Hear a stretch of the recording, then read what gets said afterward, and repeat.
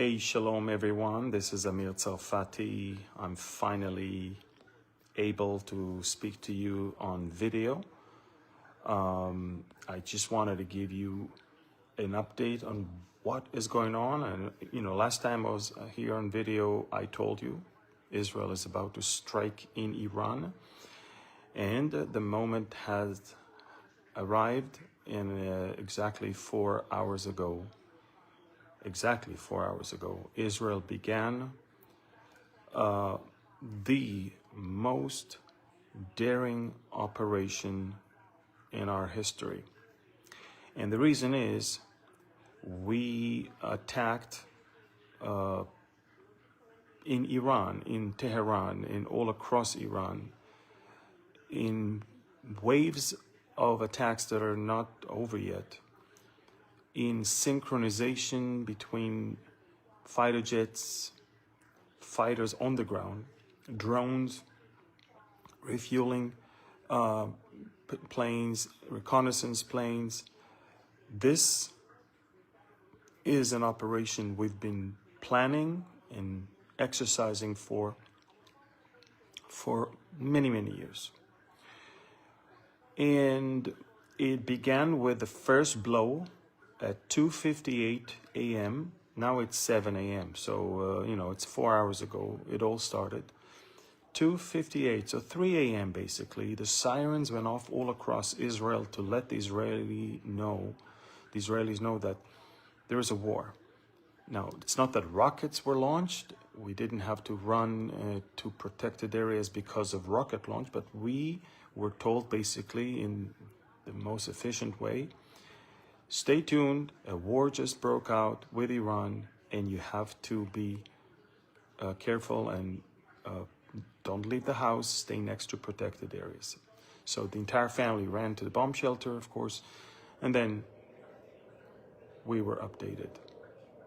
Now, by the way, while I'm talking to you, we might have sirens going off if the Iranians will start shooting. But let me explain what happened, okay? Because a lot of people don't understand what happened. So over the last few days, if you were following me on social media, especially on Telegram, you knew that the chatter about an Israeli strike, was through the roof. A strike is imminent, a strike is coming, a strike is coming. And then through this whole thing, the Iranians basically said, a dog that barks will not bite, basically. In other words, they're just talking, and it's a bluff. And this whole thing is just to put pressure on us for the coming round of talks between America and them. So the Iranians did not buy this, which exactly what we wanted them. We wanted them to think that this is all bluff. And they did think it's all bluff. That's the thing. Now, and then came the other diversion operation, which is the Americans said, we're going to have another round of talks this coming Sunday in Muscat in Oman. And we hope that we'll reach a deal. During that time, Israel hosted the Argentinian president. Everything looked like business as usual.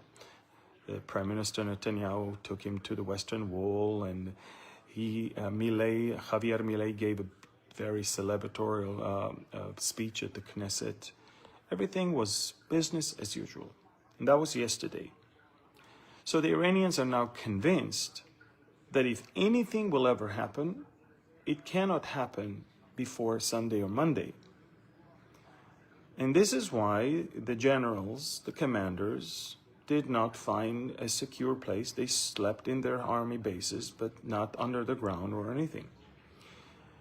And at 2:58, Israel began targeted strikes on the residences of the chief of staff of the Iranian military, the head of the emergency operations in Iran, which is basically the commander of all forces once there is a war. We took him out as well. We took out the commander of the Iranian Revolutionary Guard. We took out the closest advisor to the president of to the supreme leader of Iran. We took out all the top scientists who were at the moment working on the bomb. And when Israel surprised them in their beds and they're gone, Israel began massive wave of strikes on 3 different types of targets. One, we are talking about the nuclear facilities in Natanz, in Fordo, in Qom, Isfahan. And the other one was ballistic missiles area, like in Kermanshah and in other places, Tabriz also. And we're also hitting some critical infrastructures as well. We already finished 4 waves of strikes, and now we're engaged in getting the 5th one. Israel declared that this is a special operation. We used the code name Am Kelavi, a people like a young lion. This is taken from what Balaam said in Numbers 23, verse 24. It's very interesting because Netanyahu wrote that verse in his note at the Western Wall yesterday.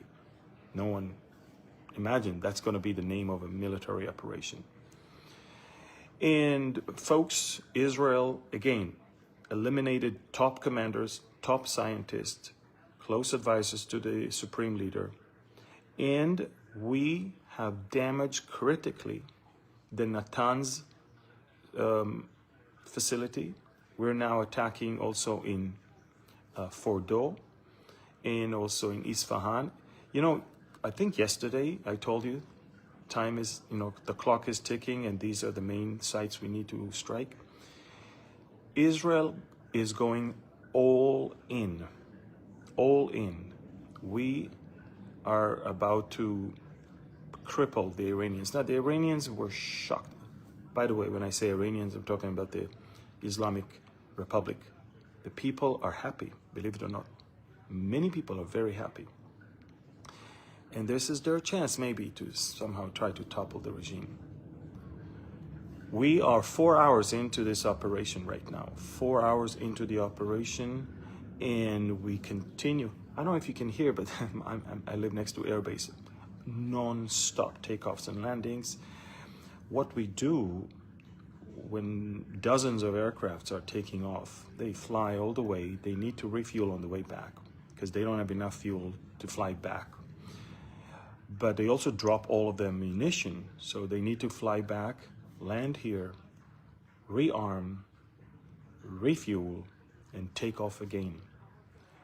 Almost 2/3 of the Israeli Air Force is now attacking in Iran. We're talking about unprecedented attack in a distant target.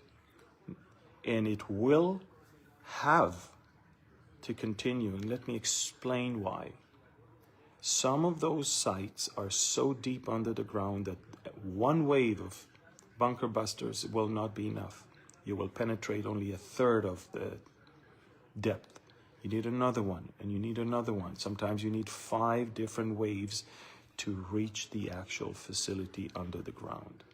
So we're planning on at least a week of non-stop attacks. Now, we're not fools. We know that the Iranians are going to retaliate. We actually expect a barrage of anything between 300 to 600 ballistic missiles to be launched at us. And this is, by the way, where we could use a lot of help from America and other allied forces in this region. Guys, we are ridding the world from the biggest headache in the Middle East, the nuclear program of Iran. And when Iran is crippled, the Houthis will be crippled. So if you want to solve the problem of the Houthis from Yemen, take care of the head of the snake first. And that's what we're doing right now. And as ever, and you can see the Houthis are not launching rockets yet because they are reassessing the situation themselves. Now, I'm not saying there won't be launches towards Israel. There will be, for sure. But we are finally, after so many years, this is what Benjamin Netanyahu became prime minister for. This is his life mission, is to rid Israel from the Iranian nuclear threat and to bring peace with our neighbors. That's what we are aiming towards. Now, the funny thing is, President Trump said, hey, I was not surprised. I was well informed. I was, informed in advance, and I want to, encourage the Iranians to come back to the table of negotiations. This is funny because there's nothing to talk about now. If we're destroying the nuclear program, the whole talks are about the nuclear program. Now, the one thing that might help us a lot, so far it's pure Israeli operation. Not a single American fighter jet is participating in it. But we could use help in the coming days in order to seal the deal, in order to have more jets attacking, non-stop attacks until the entire ballistic missiles and nuclear program is wiped out. These are big challenges. Iran is holding thousands of ballistic missiles that can reach Israel, but they can also reach any American base in the area. It's very interesting. The only country, Arab country, that is openly criticizing the Israeli strike, the only one, is Oman. And that tells you how much the Omanis are not really mediators. Of course they work for Iran. Of course they are collaborators with Iran. But everybody else is smiling. Finally, for the Saudis, Emiratis, the Bahrainis, even the Qataris, I don't know. But finally, the Shiite monster is not anymore that much of a big deal. For many years I've been teaching Bible prophecy. And for many years I've been teaching that Iran will not strike or, come against Israel all alone because it won't be able to. It might retaliate now, but Iran will have to wait until there is a bigger coalition led by Russia with Turkey, and that's the Ezekiel war, and that's when Persia will join and try to avenge what we see right now. So, unbelievable thing. For 4 hours, I'm glued to the news and I report news. I don't know if you're not on my Telegram channel, you really need to be. I have unbelievable videos, maps and photos and information about everything that is going on. You need to go there. I've got 610,000 subscribers, maybe more. I have blue check mark, so don't follow the fake channels that bear my name because it's not me. And I'll keep you posted, folks. But it's unbelievable what's going on here. Now, of course, we're in full synchronization with the U.S. Netanyahu and Trump are fully coordinated. All the fake news of the liberal progressive left, as if there is some sort of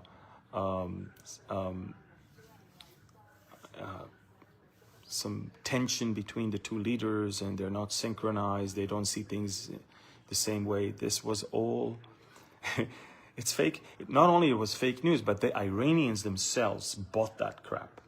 And then it worked for us because we needed to put them to sleep. And they were asleep at 3 a.m. when we strike. So guys, go to my Telegram channel. I'm going to finish this right now because I have to go back to Telegram, keep posting more and more things. On my Telegram, you can see who are the people that we have eliminated. Quite a lot, quite important people. And we're not done yet. Waves of strikes continue in Tehran, in Kermanshah, in Tabriz, in Isfahan, in Qom, in Arak, where the heavy water reactor is, and of course in Natanz. Unbelievable things. go to my Telegram channel, subscribe, follow. It's free and it's super informative. Until then, pray for Israel. Thank you, and God bless you.